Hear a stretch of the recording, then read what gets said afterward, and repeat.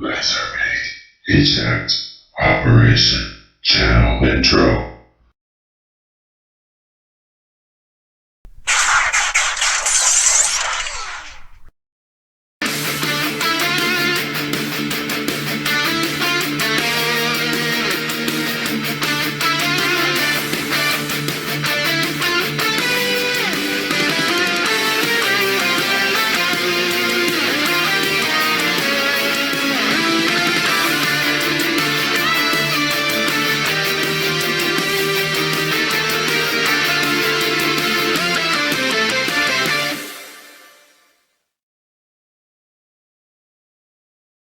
Hello, fellow YouTubers. LavyWC Stop Motioner here.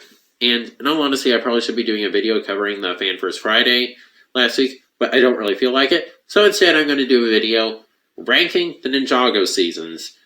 I don't do a whole lot of Ninjago content, but still, I hope this doesn't feel like too big of a change, since I have done some Ninjago stuff, just not a whole lot. But Ninjago is one of my favorite shows. It's had a lot of good seasons.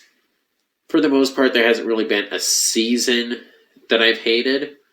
But, it's had a little bit of rough spots here and there. But it's also had really good stuff. So, we're going to start off with the pilot episode. And, in all honesty, while the pilot episode may be a little basic story-wise, I got to put it in amazing, because that's where it all started. And for some reason, these are completely out of order. So, I'm going to go in the right order. Season 1 has to go in great. It's got some it's got some good episodes. Probably not as good as it was going to get later, but still, it's overall, it's got a lot of good stuff. Them discovering their true potential, trying to stop the rise of the Great Devourer, and all that stuff. There was some really good stuff in it. Then where's season 2? Right here. Season 2, I had to make season 2 like its own spot, because the first half, the episodes are filler. I personally don't hate the episodes; they're still fairly enjoyable. There were definitely worse filler episodes. We'll get to that later, but the first half, it's not bad. I would say it's all right, but the second half is... I'd put the second half up in amazing. There's one episode that I don't like, but otherwise the second half is so good. Like episode 23 and 26, I still love those episodes to this day. They still give me goosebumps when I watch them, because I just remember how epic it was back when those came out. Then we got Rebooted, which is going in all right. I thought this was a silly reason at first, but I found out this isn't exactly an unpopular opinion. The thing that really ticks me off about Rebooted was the love triangle. We did not need that. It was terrible. I hated it. And also, I don't really hold this against the producers of it, but another thing I tied to it is that I remember being very frustrated having to wait 3 months. Like, every time new episodes would come on, and I'd be like, oh good, now it's gonna continue into next week. And every time, the next Wednesday, every time I'd look, and it wouldn't be there. So, there was that. But I will credit them for having a fairly cohesive story, given that they were going back and forth. Like, apparently, they thought they could only have 2 episodes. Then they found out they could have, 10 episodes. Then it got shortened to 8 episodes. So, there were some things that got undone, and they had to put back into action, like Cyrus Borg got captured by the Overlord again and mind controlled. So there's that kind of stuff, but the season overall, it's alright. I will credit it that it was really exciting for Ninjago to come back. Tournament of Elements is going up in amazing. I love this season. There's just so many good things about it. I've always liked that for some reason, just them having to fight in an arena. It's where they're getting Zane back, and it's when they really started using their elemental powers more than weapons. Chen was a pretty good villain, and of course I had Klaus, who's voiced by Scott McNeil, so that's definitely awesome. So it's just an overall really awesome season. Then we have Possession. Probably a little bit better than season 1. I'm not completely sure. Possession is a really good season, though. They had to deal with not having their powers, which, I mean, wasn't completely new. I mean, technically in season 2, they had to go a lot of the season without their golden weapons, and that was basically the source of their powers at that time. But it still had some good stuff. Moro was a pretty good villain, and there were things like Nia training to become the water ninja. There was Cole becoming a ghost, which honestly I wasn't too on board for that, but I just didn't like that he was a ghost. I don't know why. I just didn't like it. But it is overall a great season with a lot of good stuff. Then we have Skybound. I put that one in good. I remember being a little skeptical about the season. I was excited. Jay is my favorite ninja, so I was so excited that he was finally getting his own spotlight season. Then I found out it was Sky Pirates and a Djinn. And I'm like, okay, they fought pirates before in one episode. And a Djinn? I thought Ninjago was over. So, I was pleasantly surprised by quite liking it. And a lot of people really hate the ending, which I completely get. It's basically like the whole season is just irrelevant. It just all gets erased from existence. But in my opinion, it was a unique idea. I kind of liked it. My only complaint was that Jay kind of made 2 wishes in one. But otherwise, it is a good season. But it's not my favorite. It's a little... It's in good, but it's bordering on great, but I'm going to leave it in good. Now we have Day of the Departed. Okay, so I personally don't hate this season. When I first saw it, I actually really liked it. I rewatched it recently, and I'm like, this is probably the most confusing piece of Ninjago media. It's like, where did the ghosts come from to take over the mannequins of, the bad guys' minions? Why did Cryptor have a ghost? Yang's change at the end just seemed a little sudden. It was nice that Cole got returned to his mortal state, but it doesn't really have a whole lot of plot. The whole thing we're just going back and forth between the ninja fighting different enemies and such. So yeah, I'm gonna put it in all right. And Hands of Time, it's all right, but it's bordering on good for me. There are some good things about it. The Time Twins, the Time Twins were kind of goofy.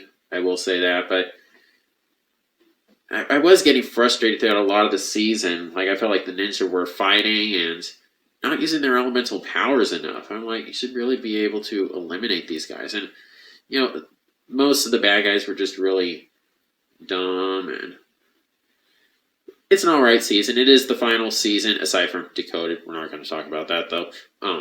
But it is the final season with the old character design, so there is that, but overall, I'm going to put it in alright. Now we have Sons of Garmadon. I don't know if I can say it's as good as Tournament of Elements. When this season first came out, a lot of people, myself included, were very skeptical because they changed the character designs. And it was designs based on the movie, and of course the movie, wasn't great. It wasn't horrible, in my opinion, but it wasn't great. So we already had that tied to it, but also it was sad because I'd known those character designs for so long. I finally adjusted to it. The character designs are objectively better. They are a lot more unique than the old designs. If Jay still had the split in his eyebrow, as I said before, I'd have no complaints if that was the case. But the season is really good. It's got some really good stories, and it has the return of Garmadon. The blow of the designs being changed definitely was softened for me because the first thing I saw only had Lloyd, and his voice was different, so I thought they were all going to have different voices.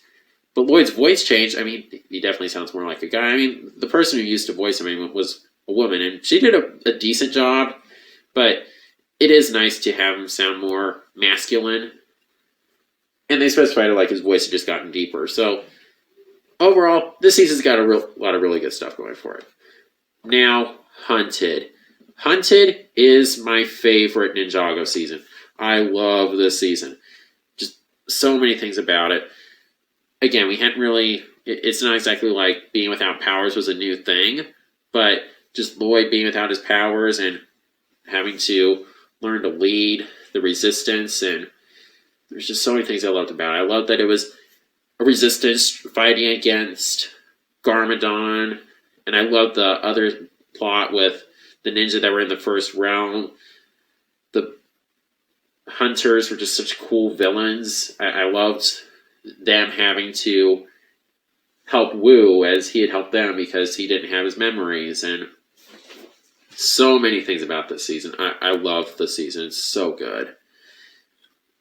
And I'm not really familiar with Mad Max, but it is just a very Mad Max style that the season has going. It's kind of post-apocalyptic looking, and I just love this season. Then we have March of the Oni, which I'm going to put in all right. Is it better than Rebooted? I don't know.